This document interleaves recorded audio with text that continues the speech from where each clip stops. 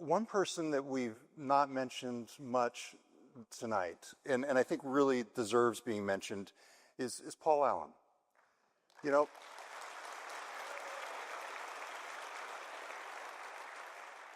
I actually had the privilege of interviewing Paul Allen on this very stage 11 years ago, and in conjunction with his book. What are your strongest memories of Paul and his contributions to Microsoft? Yeah. You kind of got me with that one. I wasn't expecting that. Some of you knew Paul, some of you didn't, because he left pretty quickly with Hodgkin's disease. After I got there, even, it was pretty quick. Paul, I'll borrow from Brad. Paul was an amazingly curious person. Amazingly curious person. And when I think about the things that really made the company, kind of the germs of the ideas that really constituted the early company, I think of Paul. It was Paul who kept, come on, Bill, come on. We should build a computer. Come on, Bill, come on.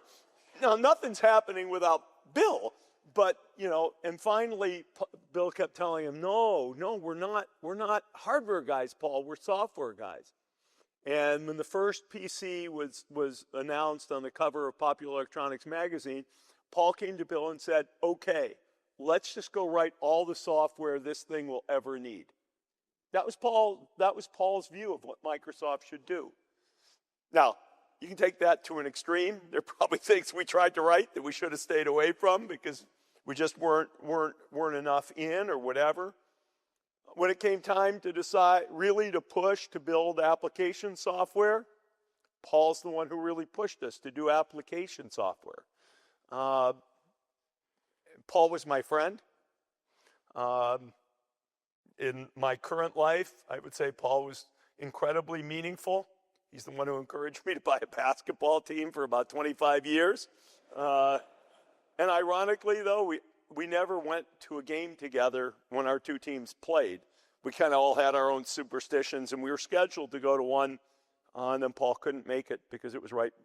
He wasn't feeling well. It was before he passed. Paul deserves so much credit for what Microsoft is. And without Paul's genius, without Paul's push, without Paul's insight, there's no Microsoft. Just not a chance.